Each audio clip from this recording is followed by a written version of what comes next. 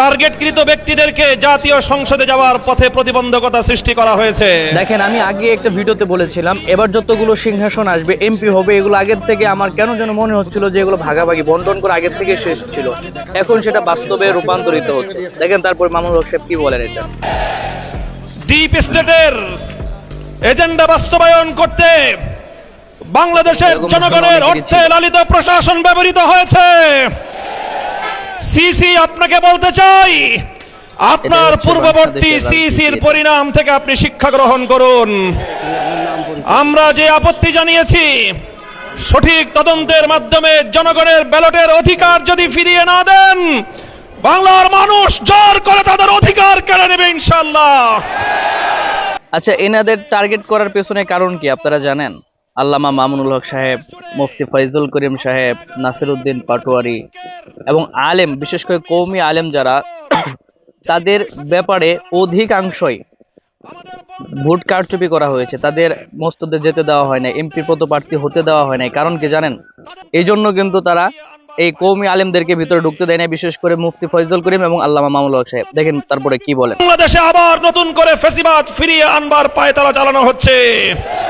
মনে রাখবেন, রক্ত দিয়ে যে জুলাই বিপ্লব হয়েছে, সেই বাংলাদেশে আর কোনোদিন ফ্যাসিবাদ ফিরে আসতে পারবে না ইনশাআল্লাহ। পুরনো ফ্যাসিবাদীদের সাথে সখ্যতা করে বাংলাদেশের রাজনীতিতে যদি তাদেরকে আপনারা প্রবেশ করবার সুযোগ তৈরি করে দিতে চান, যেই পথ ফ্যাসিবাদকে ফিরে আসার জন্য তৈরি করবেন, সেই পথ দিয়ে আপনাদেরকে দিল্লিতে বিতাড়িত করা হবে। এখন কথা হলো, যেভাবে হোক প্রতারণা তো হয়ে গেছে। যারা দুর্নীতি করেছে, ভোট কারচুপি করেছে, করে তো ফেলেছে, এখন তার কিছু করার নাই।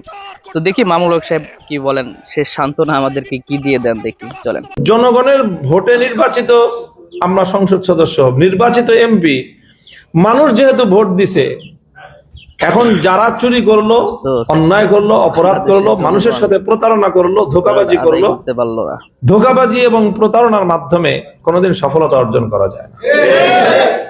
এই ধোঁকাবাজি এবং প্রতারকরা মানুষের কল্যাণ কোনোদিনও আবার কবে দেখা হবে সেই সংসদ নির্বাচনে কোনোদিনও করতে পারবে না। আল্লাহু আ'লাম। তাদের দ্বারা মানুষের অকল্যাণ হবে। কারণ তুমি যেই জিনিসের মাধ্যমে কাজটা করবা, সেই জিনিসটাই যখন তোমার অবৈধ হলো, সত্যিকার অর্থে সম্পূর্ণটা একটা পরিকল্পিত ছিল। পরিকল্পিত ছাড়া এটা সম্ভব না। চুরি করে আনসার বাড়ির কাছ থেকে, আরেকজনের বাড়ির থেকে টাকা চুরি করে এনে, ডাকাতি করে এনে আরেকজনের পেটে পার মেরে তার পকেট থেকে টাকা এনে তুমি সৎকার করবা, তো তোমার এই টাকা দিয়ে মানুষের কি কল্যাণ হবে বলেন? তো যারা মানুষের চোখের অশ্রু ঝরাইছে, মানুষকে কান্দাইছে, মানুষের দেওয়া ভোট এইভাবে কেড়ে নিছে, তো তারা যেইভাবে এই অপরাধটা